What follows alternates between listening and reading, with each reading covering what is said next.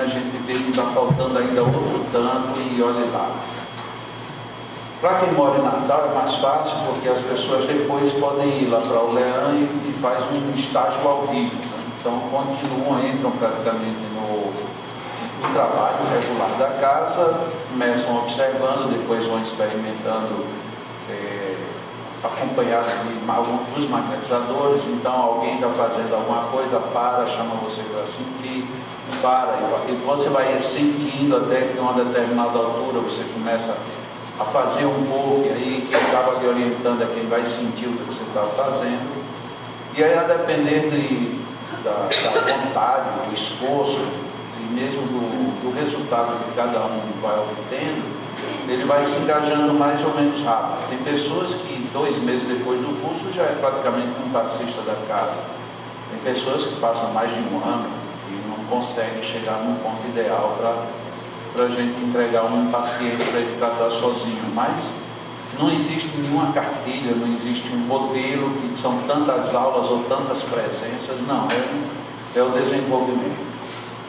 E mesmo assim, muitos deles, depois de ter feito seminário, fica lá, e aí vão na segunda-feira, que na segunda-feira tem uma parte de diálogo e os passes nos idosos da nossa instituição, e na quarta-feira é onde a gente atende o público. Então essas pessoas vão nas segundas, vão nas quartas, às vezes participam de reunião de estudo, do qual eu participo também, e mesmo assim parece que o tempo é curto. Então não vai ser em 2 finais de semana que a gente vai conseguir resolver tudo, porque 3 também não resolve, e muitas vezes não resolve nem um ano inteiro, porque vai depender de muitas coisas. Cada vez que se aplica um passo tem uma nuance diferente.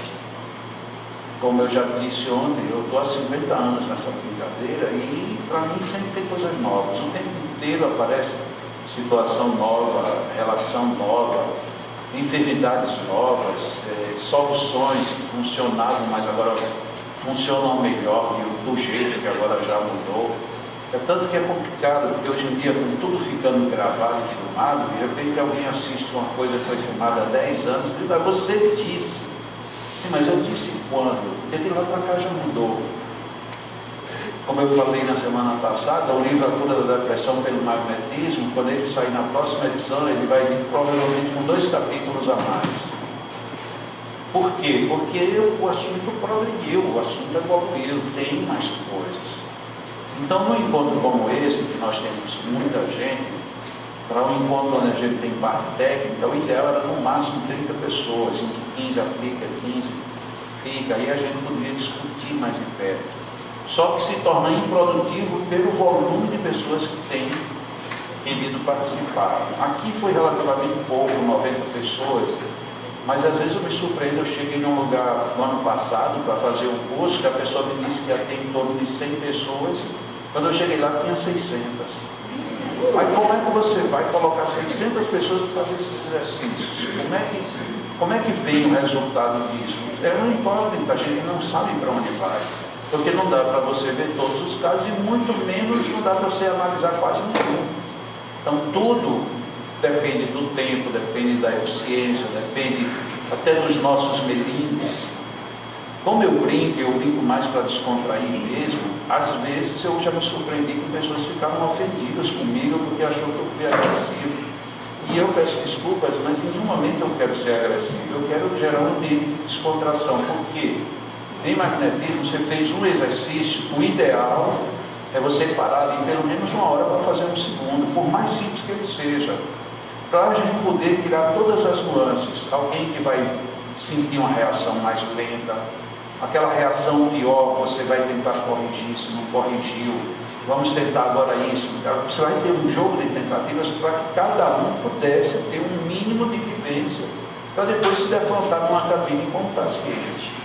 Isso não é possível, e quanto maior o grupo, mais difícil é. Então, não tem jeito. Eu procuro didaticamente fazer essas brincadeiras, porque hoje em dia já existe um modelo pedagógico que diz que nenhuma aula deve ter mais de 30 minutos. Porque pedagogicamente isso é improdutivo. Os nossos intervalos são de 1h30. Ou seja, se a gente pega o modelo atual, Nós estamos com o triplo do tempo direto. Isso é improdutivo pedagogicamente. Mas não adiantava também se a gente a cada meia hora parasse, a gente não ia para canto nenhum tão pouco. Então não tem jeito. Voltando para o início, a administração do tempo é algo muito complexo. Porque quanto maior o grupo, maior o número de variáveis, maior o número de combinações possíveis e, portanto, você fica no... Para quem estuda ou quem conheceu, se lembra da matemática, quando se estudava a combinação de números, sabe que por colocar 10 pessoas a mais aqui, isso eleva as possibilidades para milhões. Então, dentro dessa realidade, é o que a gente procura fazer esses ajustes. Eu brincava com o Luciano semana passada, dizendo assim, mas você não cansa. Eu estou num lugar, aparece o Luciano. Aí aparece o Luciano com câmera, aparece o Luciano querendo fazer entrevista, e ele vem e fica do começo ao fim. Eu digo, não é para cansar. E ele diz, não, porque a cada vez você fala uma coisa diferente, você aborda uma coisa diferente. Sim, mas tem que ser diferente, por quê? Primeiro porque não é um padrão. E depois, como a gente está sempre estudando, vendo casos, discutindo e sei lá mais o que é, a cada vez tem abordagens novas. Lá no Leão a gente faz todo ano, nenhum trabalhador é obrigado a fazer, nenhum. Mas normalmente tem um monte que está lá. Tem trabalhador no Leão que desde que ele fez o primeiro curso ele não perde um todos os anos. Eu digo, mas você está fazendo o que aqui? E está ali comigo toda semana, às vezes participa do estudo junto comigo, mas não perde. E como lá é pago, mesmo o trabalhador, se ele quiser participar, ele tem que pagar, esse pessoal me ama demais, né? Só pode ser, porque não é brincadeira. Mas não é o amor à doutrina, o amor ao magnetismo, o amor ao entendimento do que está sendo colocado. Isso é muito valioso. Mas é difícil distribuir isso para todo mundo. Porque vai chegar o momento em que você vai estar você sozinho, em princípio, e vai lidar com o mundo que vai chegar para você. E imagine você estar numa situação que aparece uma pessoa, se senta ou se deita na sua frente para você fazer, e ela fecha os olhos e começa a relaxar esperando você fazer, e você não tem a menor noção do que ela tem. E às vezes ela está ali com uma síndrome que nem a medicina sabe para onde vai, nem de onde vem. E você vai tentar ajudar uma pessoa que você não sabe por que ela está precisando. Se você não tiver um mínimo de foco, você não chega em canto nenhum. Então, na ordem prática, você está numa cabine. Se você está numa cabine, teve uma criança que fez um barulho lá fora, caiu um objeto, alguém passou, parou e você olhou para ver quem é, teu foco está terrivelmente prejudicado. Isso nem depende do magnetismo, mas o magnetismo depende disso. Então você vai fazer um trabalho com um paciente, na hora que você começou, o resto do mundo não existe, só existe você e o paciente. Óbvio, colocando aqui a interferência do mundo espiritual. Mas você só pode ter olhos, ouvidos, mãos, energética para aquela pessoa. É mais ou menos como um cirurgião. O cirurgião, na hora que ele vai ali abrir alguém, vai fazer alguma coisa, se ele começar a fazer a cirurgia, diz, meu Deus, será que o meu menino já terminou a aula, eu tenho que apressar isso para buscar o menino no colégio? Pode dar um problema grave na cirurgia. Então, na hora que ele está tratando cirurgicamente, é só aquilo. Trazendo para um outro nível do nosso magnetismo, é foco. Eu tenho que ter foco. Muita gente não gosta disso. E muita gente gosta de ficar quase fazendo uma cena. Infelizmente, a gente foi muito mal formado. Eu digo isso porque, como eu já tenho mais de meio século na área, então faz mais de meio século que eu venho vendo como as pessoas às vezes são ingênuas e absorvem práticas que não eram boas. E a gente absorve e depois para tirar é muito mais difícil. E uma delas é essa, a perda do foco. Não, o que importa é que os espíritos que vão fazer. Lógico, se os espíritos que vão fazer, pouco que importa o que eu estou fazendo. Não são eles que vão fazer?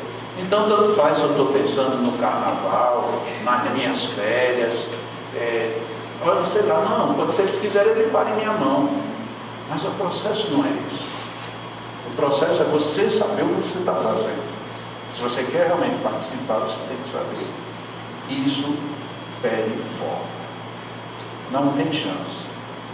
E você não precisa condenar ninguém, basta você olhar para você mesmo. Quando você aplica paz, você se distrai com alguma coisa, nossa, aqui é muito ruim de aplicar paz, que é muito barulhento, então você não está com foco. E se você tiver com foco, o barulho desaparece. Porque quando a gente está, por exemplo, assistindo uma televisão, uma notícia, e você está no meio de pessoas, está todo mundo conversando, mas você está focado na notícia, você escuta a notícia e não escuta mais ninguém que está falando ao seu lado. Agora, se você está ouvindo todo mundo e não consegue ouvir a notícia, é porque você está querendo saber o que está correndo no outro assunto, e aí fica mais difícil para o cérebro processar. Então, foque. Pense nisso. Não, eu vou dar um exemplo real, até contei isso para Márcio, parece uma história de filme. Eu estava numa cidade no interior da Bahia, e uma moça chegou para mim, uma senhora jovem, ela chegou para mim e disse: Jacó, eu estou com um problema, que eu estou ficando com dificuldade de andar, estou com um problema muito grave, e ninguém sabe o que é, já fiz tudo que é exame, e eu começo a andar, daqui a pouco começa a me travar o corpo, e eu já fiz todos os exames de ressonância, líquido, tudo, e eu não tenho nada. E tenho, porque se eu não tivesse nada, não acontecia isso. Hoje mesmo eu vim para cá e ela contou que estava com muitas dores. Eu, tá bom, eu vou ver se no intervalo eu ponho uma cabine, e pelo menos eu vou tentar sentir para ver o que eu posso fazer. Só que no intervalo, autógrafos, conversas, perguntas, e passou o intervalo e eu não pude atendê-la. E eu tinha que, assim que terminasse o evento, eu não ia nem almoçar, eu ia preparar um sanduíche, eu ia de carro para Salvador para pegar um voo. A distância é grande e eu tinha que ir rápido, tinha que ser uma pessoa que dirigisse bem, porque senão perdia o voo em Salvador. Quando terminou, eu fiz uma espera no intervalo, eu disse: olha, assim que terminar a palestra, você senta aqui na primeira fila, que você vai para a cabine que tem aqui atrás do palco. E eu vou lhe aplicar um passe lá, que não é nem aplicar um passe, vou fazer um tato em você. E ficamos combinados. Quando terminou, e eu tinha que terminar mesmo na hora, por conta dos meus horários, eu deixei o pessoal fazendo, às vezes: olha, vamos encerrar, vamos fazer a prece. Eu já me levantei e já peguei ela pela mão e fui para trás. Quando eu vou para trás, o presidente do centro veio com a outra pessoa puxando pela mão. Ele chega lá e diz assim: olha, é minha filha tem uma série de síndromes e tal, e eu quero que você aplique um passo. Eu disse: olha, eu não posso, porque eu vou ter que ir e eu vou fazer isso. Não, você não vai fazer nela, você vai fazer na minha filha. Uau. Olha que situação, é uma situação crítica, porque você de repente, como é que você vai fazer? Eu disse: não, mas eu prometi a ela. Não, mas você vai ter que fazer na minha filha. Não adiantava discutir, porque era perda de tempo, eu tinha que correr. E digo: tá bom, então eu vou fazer um tapa nela e me digo o que é que você deve fazer. Eu disse: não, eu quero que você faça um passe. Respirei fundo. Tá bom, sente aqui. A moça estava sentada, eu pedi para ela se levantar e coloquei a filha dele no lugar. Quando eu terminei de fazer o passe nela, que eu pensei em fazer, eu vou fazer aqui só 1 minuto e dizer o que é que ela tem e tchau. Quando eu comecei a fazer o passe na menina, o negócio era mais sério do que eu pensava. E por mais que eu acelerasse, deve ter demorado ali de 7 a 10 minutos com a filha dele.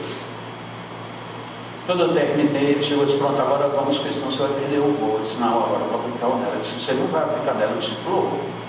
Como não? Eu vou. Não, mas aí você vai perder o voo, e eu não tenho nada com isso. Esse problema é meu, eu vou aplicar. Mas era melhor você não aplicar. Ele insistiu. Aí eu disse para ele a seguinte expressão: eu disse: nem que Deus mande um avião me buscar, eu vou aplicar o nela. Aí ele olhou para mim, ele sentiu que eu falei de esporte. E eu coloquei a senhora ali, comecei a aplicar e também pensei em fazer em 1, 2 minutos. Ah, mas não deu uns 10 minutos. E no meio do passo ele chegava a bater aqui no meu ombro: olha a hora. Mas eu nem olhava para ele, nem olhava. Terminei e ele disse: você sabe que você vai perder seu voo, né? Ele disse: eu acho que não.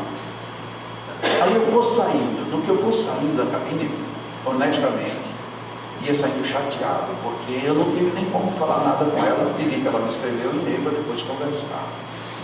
Ia saindo chateado porque ele me atrapalhou o máximo que ele pôde. Quando eu vou saindo, vem chegando uma senhora que tinha feito o curso. E ela entrou, olhou para mim e disse: eu quero falar com você. Aí ele disse: não pode porque ele já está atrasado.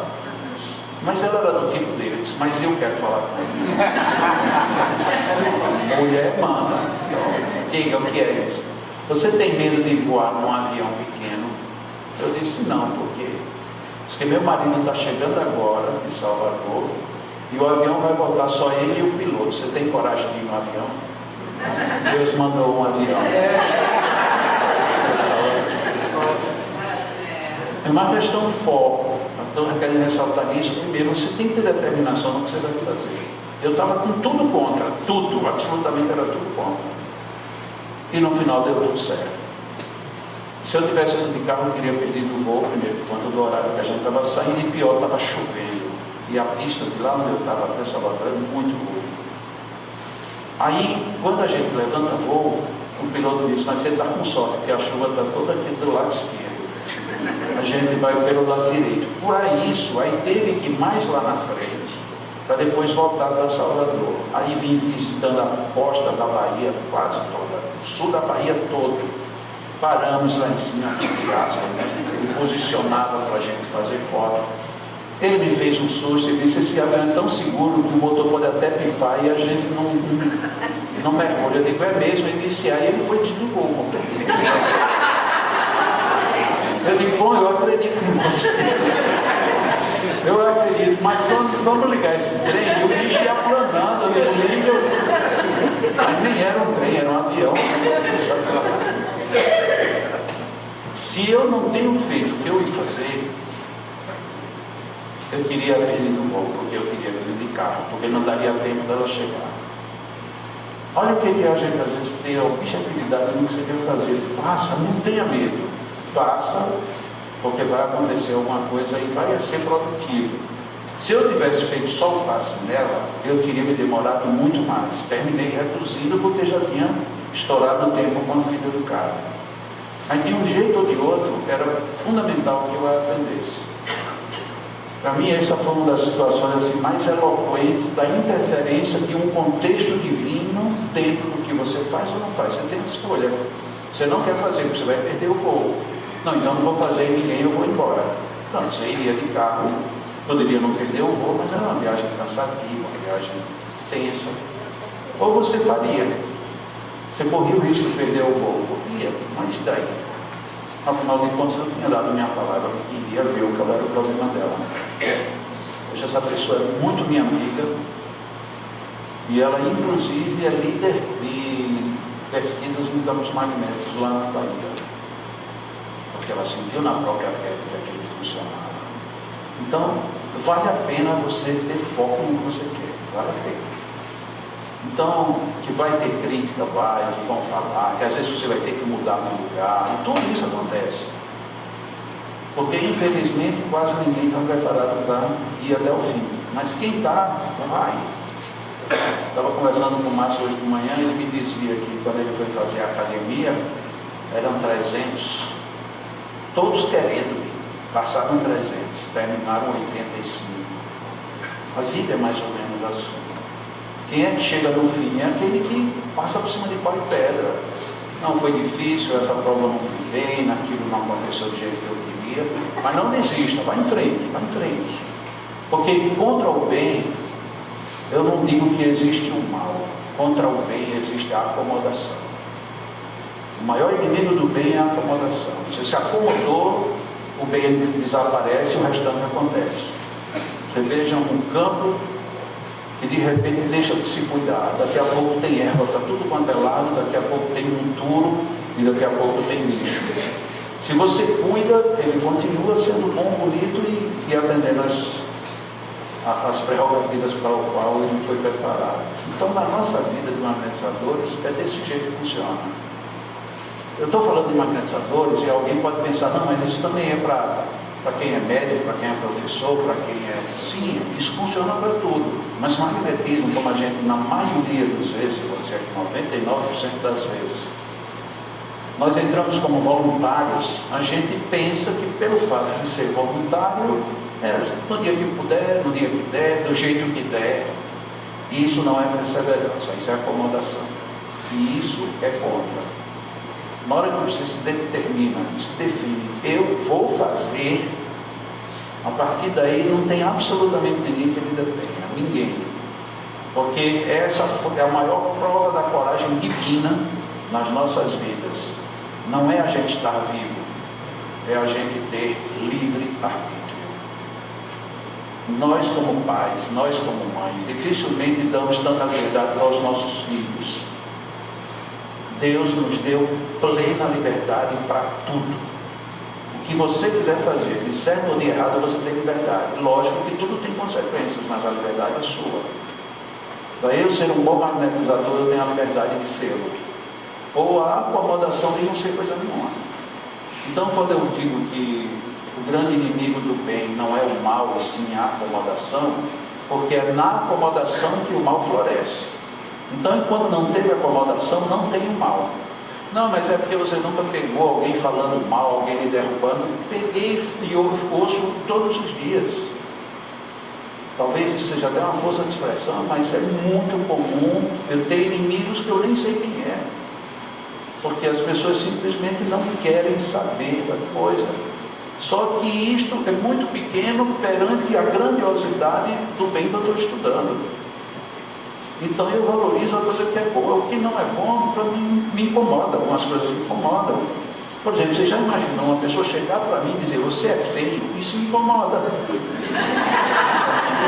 Aí o que eu faço? Eu me olho no espelho e digo, a pessoa é mentirosa, já volta tudo ao normal.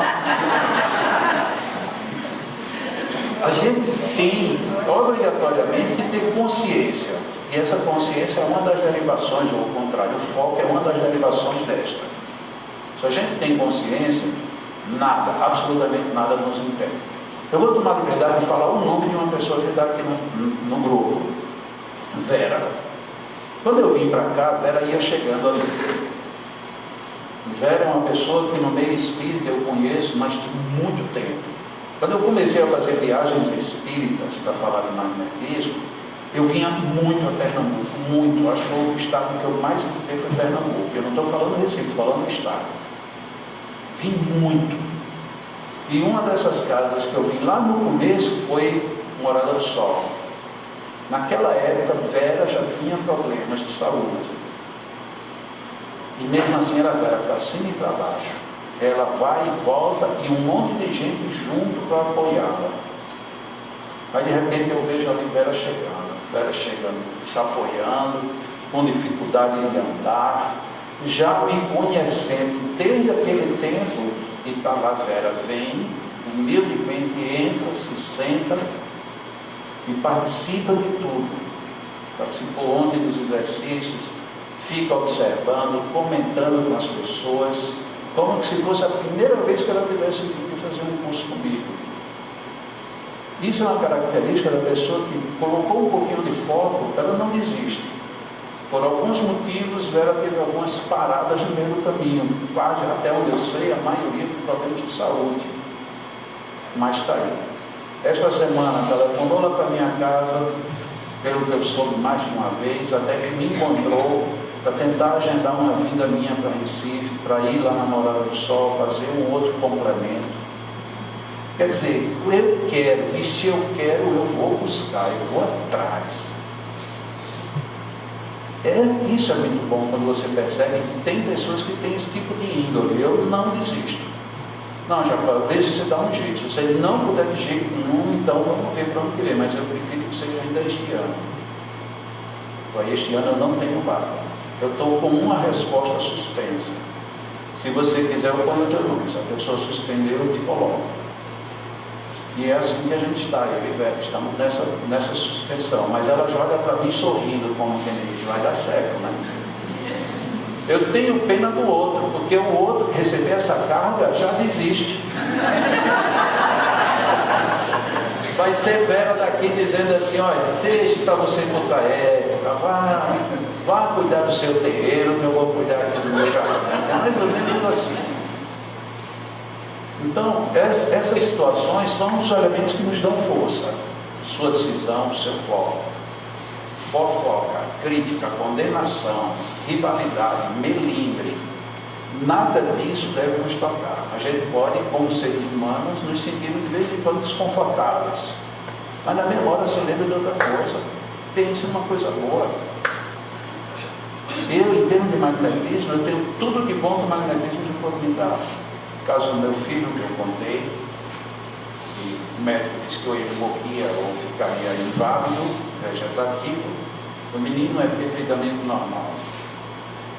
No caso do meu pai, quando eu ligo para o médico disse, isso no sábado de tarde, ele disse, até segunda-feira você enterra o corpo do seu pai. Então nem deixa mais dinheiro. 3 anos depois foi que meu pai foi embora. No dia que ele disse que ele seria enterrado, ele recebeu alta para ir para casa. Por injunção magnética. A minha mãe é uma daqueles casos que a pessoa diz assim, mas ela morreu. Sim, ela morreu relativamente rápido, mas ela me deu as maiores lições que o magnetismo poderia me dar. Eu aprendi com ela a estruturar magneticamente equilíbrio, reequilíbrio de linfócitos, tiro minha mãe praticamente da crise aguda, faz a dupla pneumonia, você resolve isso em 24 horas. São lições que eu não ia ler em livro nenhum, não ia aprender em lugar nenhum, e de repente eu estou com isso ali. Isso para falar somente de coisas da minha família mais próxima. No 8º M, lá em Goiânia, eu levei um caso de um atendimento à distância com uma sobrinha minha que mora na Filadélfia, e a gente fez atendimento, eu em Natal e ela na Filadélfia. Ela estava ameaçada de morte, porque nenhum hospital lá nos Estados Unidos sabia o que ela tinha. Agora sabia que se aprofundasse na pele mais um pouco, daria uma infecção generalizada e não teria mais jeito. No meio disso a gente faz um atendimento à distância. Lógico que é muito trabalhoso e não é fácil. Mas aí a gente tinha todos o acompanhamento médico e todo um acompanhamento fotográfico. E ela, com menos de 2 meses depois que a gente começou, ela já estava fazendo atividades dentro de uma academia. Foi um caso daqueles que a gente costuma colocar, se tem alguma coisa espetacular, a cura daquela menina foi uma dessas coisas. Era totalmente improvável, impossível. Minha irmã queria, porque queria que eu fosse para os Estados Unidos para cuidar dela. Eu disse, eu não posso largar meus compromissos, mas vamos tentar desse jeito. E para confirmar a presença, o efeito magnético, um dos dias ela deixou o cachorro solto, um cachorrinho pequeno. Sempre o cachorro ficava preso na hora dos atendimentos. Naquele dia o cachorro estava solto. Na hora que começou o atendimento, que correspondeu à hora que eu estava chegando lá, o cachorro se arrepia e parte para cima do nada. Do nada era alguém que estava chegando no ambiente. Então, eu tenho tudo, absolutamente tudo de gratidão direta, não é indireta, ao magnetismo, tudo. O que é que eu posso fazer? Ficar com raiva porque alguém não gostou, porque eu disse uma palavra a mais ou a menos? Eu peço desculpas, mas eu não vou me tocar com isso. Porque eu tive que mudar de casa, porque a outra casa não me aceitou. Eu digo com a maior tranquilidade, a casa não sabe o que perdeu, porque eu sei quem eu sou, eu sei o que eu faço, e eu sei a minha boa-fé, uma expressão de Allan Kardec, na questão 555, pessoas de boa-fé. Eu sou uma pessoa de boa-fé. Se você não me quer, é um direito seu, respeito. Quem sou eu para desrespeitar? Deus está dizendo que Ele deu para a gente livre-arbítrio. Quem sou eu para dizer que não concordo com que você não gosta? Você não quer gostar, não gosta. Agora, isso não vai interferir no que eu vou fazer. E eu vou continuar. Só tem uma coisa que eu respeito, e respeito muita seriedade. É quando minha mulher diz alguma coisa que não faça, e às vezes eu quero fazer, eu aprendi que não dá certo. Ou eu convenço ela a dizer pode fazer, ou então eu mudo de ideia. Porque mulher, quando diz não faça, o homem inteligente não faz. Porque mulher é um negócio sério. Ou coisa séria é mulher. Mulher dizendo uma coisa,